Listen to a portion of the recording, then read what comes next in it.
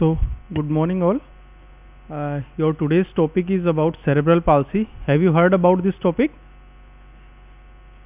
Anyone knows about the term cerebral palsy? It's very important. Actually, this disease is very prevalent in birth asphyxia patients. And come, don't ask. So, very important from the practical point of view as well as theoretical point of view also. Practical also, you may get a case of cerebral palsy, CNS case, a long case you may get. So you must be having thorough knowledge about the cerebral palsy. Today we will discuss about the theoretical part, and practical part you will be covered in your practical classes. So what is cerebral palsy? Cerebral palsy is a static encephalopathy as a non-progressive disorder of posture and movement often associated with convulsion, mental subnormalities, visual and hearing impairment due to damage of the developing brain. As I told you earlier, at the time of birth, if a child required resuscitation and remain hypoxic for some time, his brain having damage, then in later on the child may be having some deficit. Because of that, child might be having abnormality in posture, movement. He may be having convulsions, mental subnormality as well as visual or hearing impairment, depend on what area of the brain is affected. Now the lesions is permanent and non-progressive. It includes non-progressive genetic diseases or congenital malformation. We are excluding here if the patient is having cerebral tumors, degenerative brain diseases or progressive multisystem diseases. If the patient is having these disorders, he might not be having cerebral palsy. It's the progressive. And here in the initially we have studied that cerebral palsy is a static encephalopathy. This doesn't mean the CP. This doesn't mean that CP is a static condition. Why this sentence is there? Because though it is a static encephalopathy, but as the child grows in the age, he is going to be having some maturity in his functions, but definitely he is not going to be having mature that functions. So by looking wise, we are looking the child is progressively deteriorating, but actually he is static, because as suppose 8 months child is going to be having sitting, 12 months child is going to be having standing, but suppose cerebral palsy patients, he is even not going to be having the head control at 3 months, not at 10 months, not at 12 months. So progressively we are looking the child is not attaining the milestones as per his age. As 3 months, if you are taking the milestones at 8 months, his DQ will be approx 50%. But if you are going to take the DQ at the age of 12 months, it will be lessly 30%. So it is going to be progressive, but it's the encephalopathy wise it is static. Clinical pattern changes as the brain. And what is not cerebral palsy? The deterioration of acquired motor activity over a period of time. The hypotonic child develops hypertonia over a period of time during evaluation is a case of CP. Reversal is not a CP. The mild motor dysfunction improves over a period of time is not a case of cerebral palsy. Now we will come for the classification of the cerebral palsy, is very important. So we can classify according to 4 bases: topographic, physiological, functional and etiological. If we are coming for the topographically, how much limbs are affected? Suppose one limb is affected, monoplasia, diplasia, hemiplasia, different terminologies. We will discuss all these in your further in the class. Physiologically, depend what type of cerebral palsy is there. If the patient is having spasticity, ataxia, athetosis, rigidity, mixed or atonia. Now functionally we can classify into 4 grades: grade 1 to grade 4. Grade 1, there is no limitation of the physical activity, till grade 4 there is no purposeful full movement. And etiologically we can classify the etiologically, it can be causes can be prenatal, natal or postnatal. Now, if we will discuss about the incidence of cerebral palsy, overall incidence in overall cerebral palsy, spastic cases you may be get in 75% cases, ataxic cerebral palsy in 15%, and chorioarthrotoid cerebral palsy in 5% cases. The prevalence of the cerebral palsy varies from 1.5 to 2.5 per thousand live births. Now, incidence of the comorbidities conditions with cerebral palsy, mental retardation you may get in 50 to 75% of cases, most often in quadriplegic and ataxic CPs. Seizures you may get in 25 to 30% cases, often in spastic hemiplegia, quadriplegia, and least in dyskinetic cerebral palsy. Generalized tonic-clonic seizures, partial complex and status can also occur. Hearing and speech defect in around 15 to 20% of cases, common in dyskinetic and quadriplegic CP. Ocular defect you may get in 50 to 70% of cases, where you can get either refractive error or strabismus. Behavior problem you may get in 30 to 50% of cases. Hyperkinetic behavior, stubborn, aggressive behavior, or lack of attention. Now, etiologically, traditionally concepts regarding etiology have been radically changed. Birth asphyxia, as I earlier told you, once failed to be implemented in the majority of the cases, has a causative role in approximately 10 to 15% of the cases only. So, birth asphyxia can be occur at the time of birth or antenatally if the child is having deprivation. That are the major causes for the cerebral palsy. Antenatal factors are recognized to be having as a predominant etiological role in the pathogenesis of the cerebral palsy at present. Recent studies have shown that cerebral palsy often has prenatal antecedent including congenital malformations, vascular insult, and maternal infections. The newer techniques in neuroimaging, progressive in exploring the homeobox genes and other development have supported in this view. Cerebral palsy is therefore better viewed as occurring among the fetus rather than among the infants. So, as etiology we have discussed, so major cause is antenatal rather than the natal.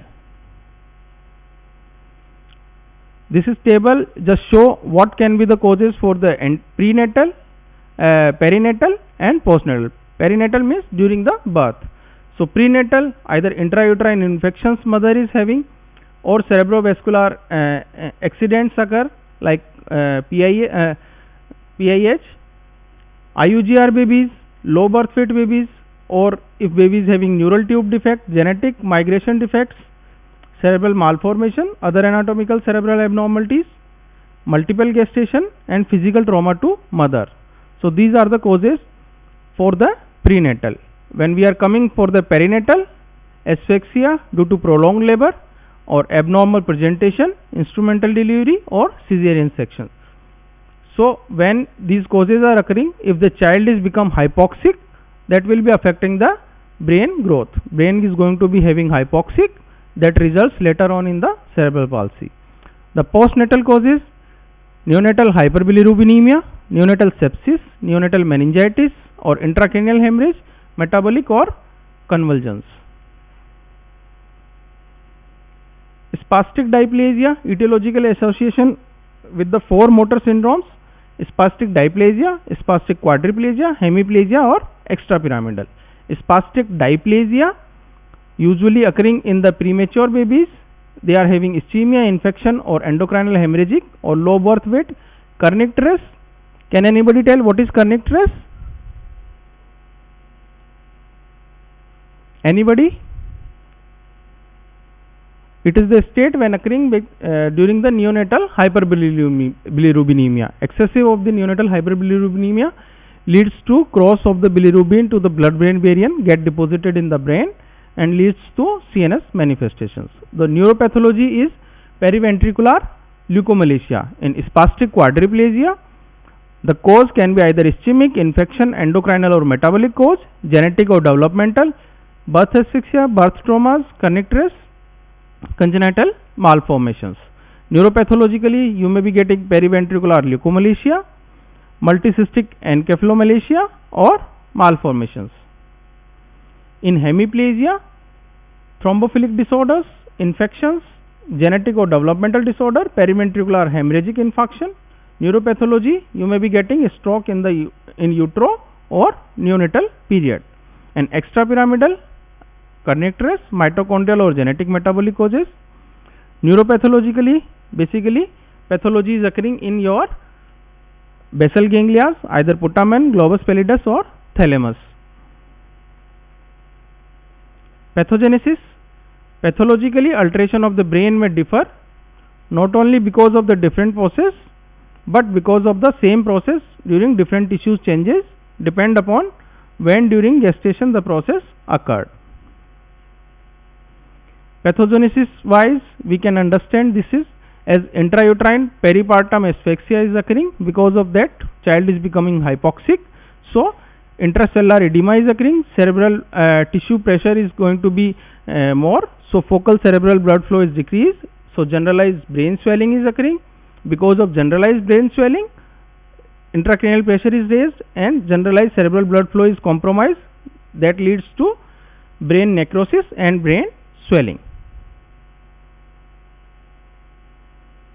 So partial anoxia, brain swelling, various degrees of cerebral convolution flattening is occurring. Because of that, necrosis with tissue softening and friability, tissue collapses, shriveling and toughening of the involuted convolutions and leads to nodular sclerotic microgyria.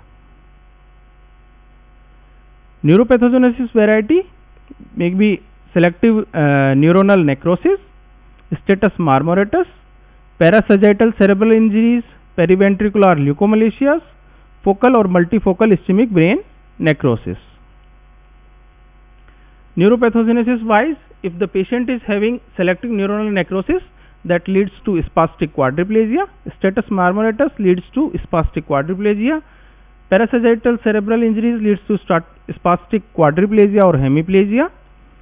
Periventricular leukomalicias, patient can be having spastic diplegia. Focal multifocal ischemic brain necrosis leads to spastic quadriplegia or hemiparesis. Now, very important, history wise, how you will take a patient of cerebral palsy, how you will take the history of cerebral palsy. Like antenatal history, if you are getting a case of cerebral palsy in your practical, then you must be focused on your antenatal, natal and postnatal history, because we know the cause is there. Either the child might be getting the insult during natal period, or perinatally he may antenatally he may be having suffered with brain hypoxia, or postnatal infections might be there. So antenatal history, whether patient is a booked case, number of antenatal visits, how much visits the mother has taken, immunization with tetanus toxoid, iron folic acid supplementation, history of any hyperemesis gravidarum, fever with rashes or painful lymphadenopathy to rule out your torch infections, threatened abortions or any history of diabetes mellitus, hypertension or anemia, cardiac diseases, any history of the drug intake or any radiation exposure. History of the complications during antenatal period, mother is having any history of hemorrhage, antenatal hemorrhage or perinatal hemorrhage, obstetric history, labor, whether patient is having any prolonged labor, rupture of the uterus, severe anemia, eclampsia, sepsis, intrauterine infections, maternal malnutrition or placental insufficiencies. Duration of the labor, this might be covered in your OBS class also. What is the gravida, primary or multigravida, stage 1 or stage 2. In primary gravida, usually stage 1 is lasting for 16 hours and stage 2 for 1 hour. But in multigravida, these stages are shortened. First stage can be prolonged up to 8 hours and second stage up to 30 minutes. Natal history, nature of the delivery, whether it's a natural vaginal delivery or forceps or LSCS or any vacuum extraction. Patient may be having breech presentation, the child is having breech presentation or any abnormal presentation that leads to prolonged labor. Placement of the delivery, whether it occur at the institution or at home. Home might be patient may be not getting proper resuscitation, or he might be having asphyxia. The persons conducting delivery is trained or not trained. Postnatal, what was the birth weight of the child, whether the patient is low birth weight. Prematurity, premature baby is usually having periventricular leukomalacias. Any history of the birth asphyxia, neonatal convulsions, history of the jaundice, history of head injuries, activity of the child, whether at the time of the birth or after the birth your child is having excessive cry or any letharginess, that indicates encephalopathy. So basically, if the child is having insult at the birth, he must be having features of the encephalopathy. Any history of the respiratory distress at the birth or after the birth, postnatal period, any difficulty in the feeding. Also occur birth injuries, IV infusion or any hypoglycemia episodes occur at postnatal period, and other factors associated with increased risk of cerebral palsy like low Apgar score or any neonatal seizures history. Family history to rule out any degenerative disorders, metabolic disorders, history similarly illness in the family members, and chromosomal abnormalities. So, how the patient will be present, we must be know. Early pointers to suggest the late development of cerebral palsy: excessive letharginess or irritability, high pitched cry, poor head control, decreased spontaneous activity, constant fisting beyond 2 months of age. At the time of the birth, the child is having involuntarily his fist is just closed. After the age of 2 months, he starts to open his fist. But even after the 2 months, child is having constant fisting. It's an abnormal sign. The delayed social smile, persistence of the primitive reflexes beyond 6 months of age, delayed development of the milestones, development of the head preference before 1 year of age. What it indicates? Usually the head preference is getting patient at the age of 3 years, but early development means he is trying to reach the object with one hand. He might be having hemiplasia in the other hand. The dragging of the feet like Komodo signs or toe walking, bunny hopping, W sitting, or reduced head circumference.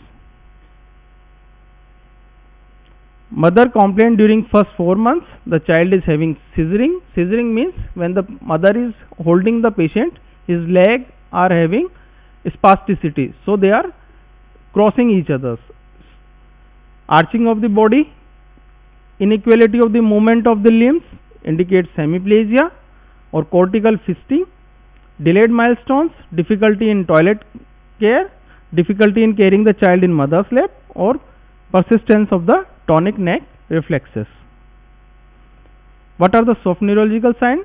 Attention deficits, choreoathetoid movements, minor movement like head bobbing or the foot tapping, dysdiadochokinesia, finger agnosia, verbal dyspraxia, and strabismus. All these are soft neurological signs. If you are detecting, you must be suspect about the cerebral palsy. General physical examination, when you are going with the head to toe examination, you must be aware about the primitive reflexes. What primitive reflexes should be present at what age? All these primitive reflexes, when they are coming, when they are going, everything you have to be know. Morose reflex, atonic neck reflex, rooting, sucking, grasping reflex, palmar or plantar reflex, involuntary movements, cerebral signs, autonomic nervous system disturbances like bowel and bladder, meningeal signs you must be know, neck stiffness, Brudzinski's or Kernick sign, signs of the raised intracranial tensions, spine and the cranium you must be examined, examination of the fundus and examination of the other systems. Neurocutaneous marker, you must be aware about these neurocutaneous markers. These are the skin manifestations of the CNS diseases. If they are presented, you can be suspect about the CNS disorders, Kopf-Lott spot, neurofibromas, tumors or nodules, Ashleigh patches, Sjogren patches, hypo or hyperpigmented patches, and facial nevus. Eye changes in cerebral palsies. Patient might be having nystagmus, strabismus, cataract if the patient is having rubella, torch infections, cortical blindness patient might be having, myopia or retrolental fibroplasia, optic atrophy or papilledema. Fundal changes, chorioretinitis with microcephaly with hepatosplenomegaly, patient might be having CMV infections. Chorioretinitis with hydrocephalus, toxoplasma infections. Salt and pepper appearance in the fundus, patient might be having rubella infections. So in torch infections, different infections, patient might be having different presentation in your fundus. Spastic group of cerebral palsies, as I earlier told you, it's most common. Cortical pyramidal cells are affected, so patient might be having increased tone and DTR. Clasp-Knife rigidity is occurring. Types, all four limbs means quadriplegia, lower limb more than upper limb, diplasia, upper limb more than lower limb, double hemiplegia, and half of the body, half side means hemiplegia. Spastic quadriplegia, 2/3 of the spastic forms and most severe form, causes birth asphyxia or birth injuries. Associated features, mental retardations, feeding difficulties, seizure, constipation, growth failure. Wind-swept deformity with hip dislocation, pelvic tilt or scoliosis.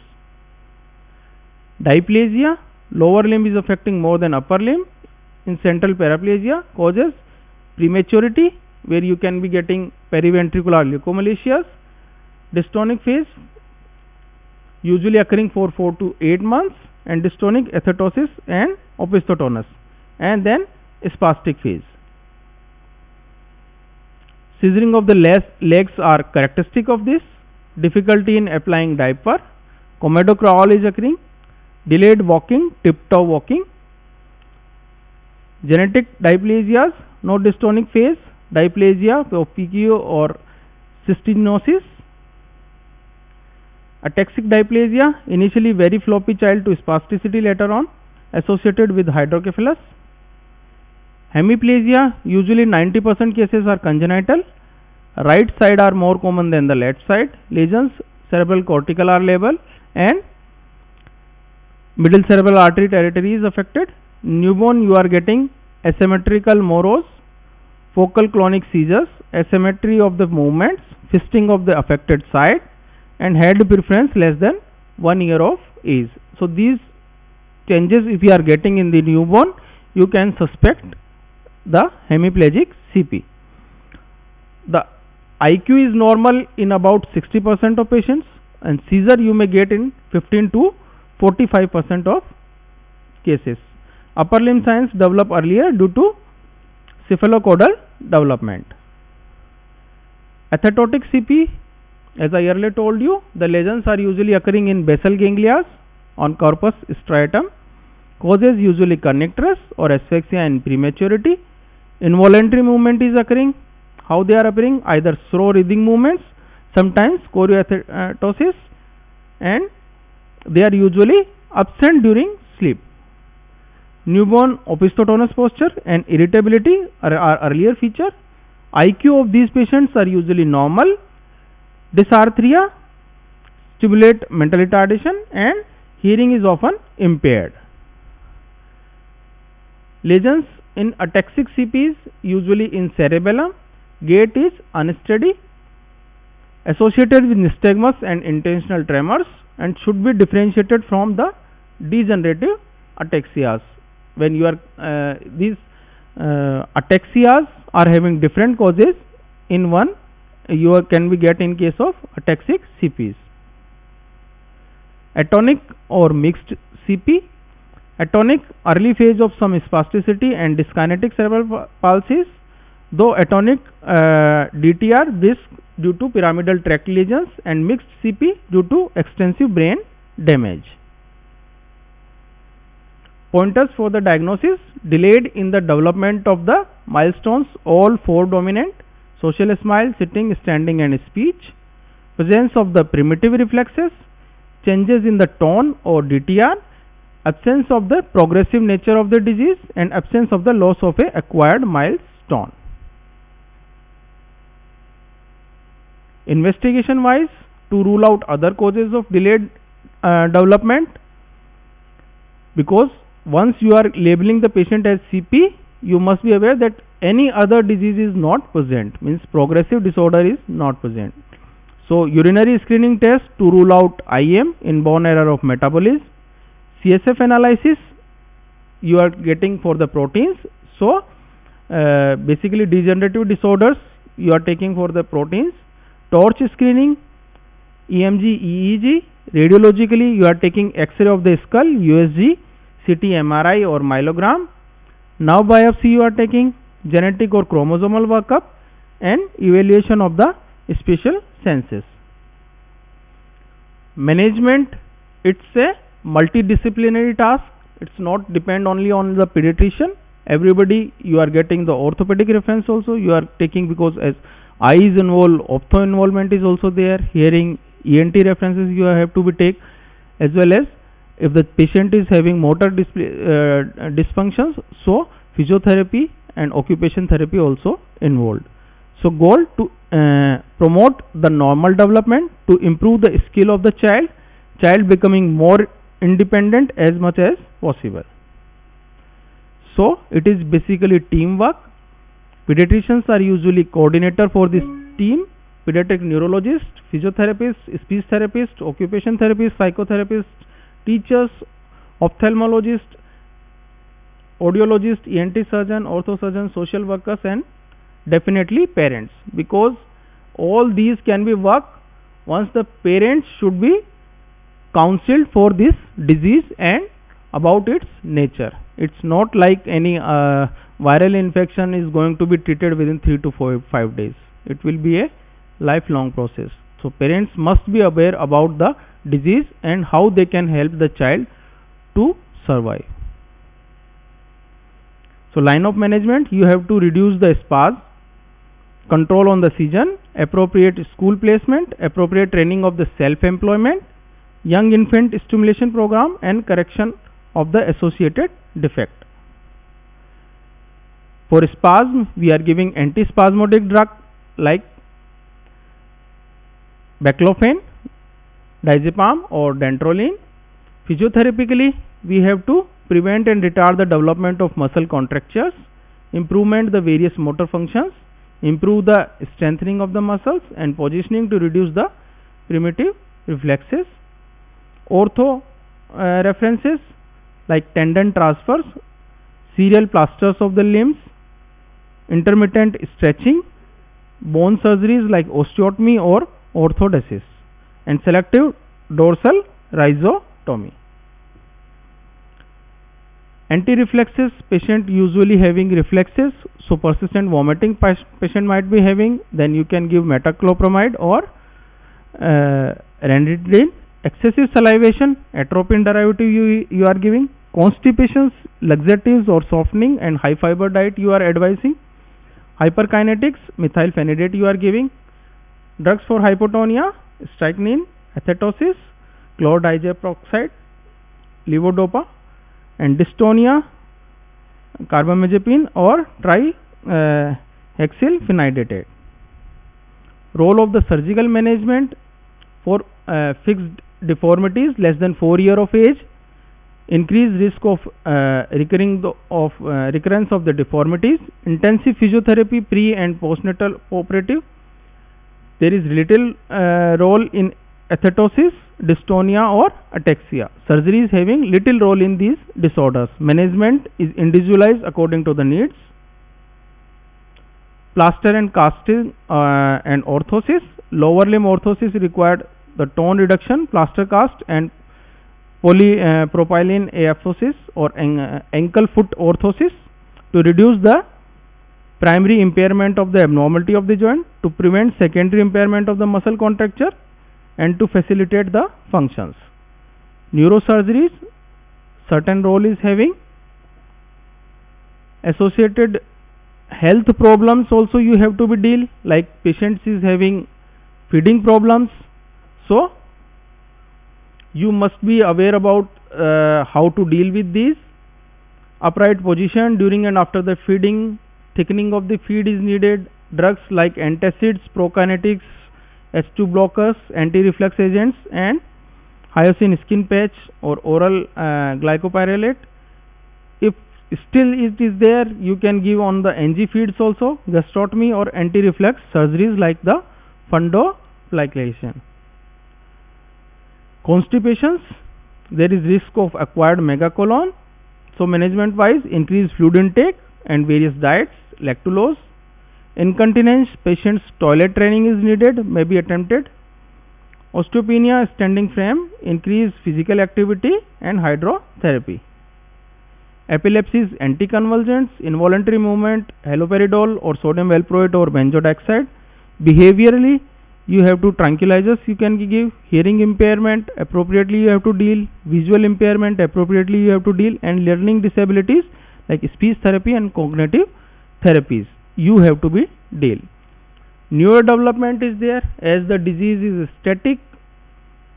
Neurodevelopment to improve and promote the independent mobility. So subthreshold electric stimulation of the muscles can be given, or intensive passive muscles manipulation, use of the astronaut suit. Stem cell therapy presents the potential promise of the rewiring the defective nervous system to help the child with cerebral palsy. Prognosis wise, hemiplegia patients are having 100% of the good prognosis. In case of diplegia, 90% patients get recovered. Ataxic diplegia is 88%, ataxia 88%, dyskinesia 80%, but quadriplegia it's much lower, only 18% patients are having good prognosis. So relatively, we can be suppose if a patient is having unsupported sitting in less than 2 years of age, he might be having 97% cases he might be having walk. If he is unsupported sit by the age of 2 to 4 years, 50% of these patients can be having normal walk. But if more than 4 years patient is having unsupported sit, only 3% of patient is able to having walk. Asymmetrical tonic neck reflex and dystonia at 4 years means patient is not going to be having walk. So you must be aware, if these signs are present, you must be aware what is going to be happen with the child. So outcome wise, 90% of cerebral palsies can reach the adolescence. Life expectancy is reduced in the patients who are having severely affected. Prevention wise, good obs care is needed. Prevention of any intrauterine infections, preterm or low birth weight preventions, prevention of the birth asphyxia, chorioamnitis management proper, iron, folic acid as well as the iodine supplementation is needed, steroid to mother in preterm labors, and magnesium sulfate as a tocolytics. So this is all about your today's class. So treatment wise, you must be aware where you have to study all these. Cerebral palsy is not only important from your theoretical part as well as your practical part also. So might be you are getting in your final year also, but be aware about this topic, very important.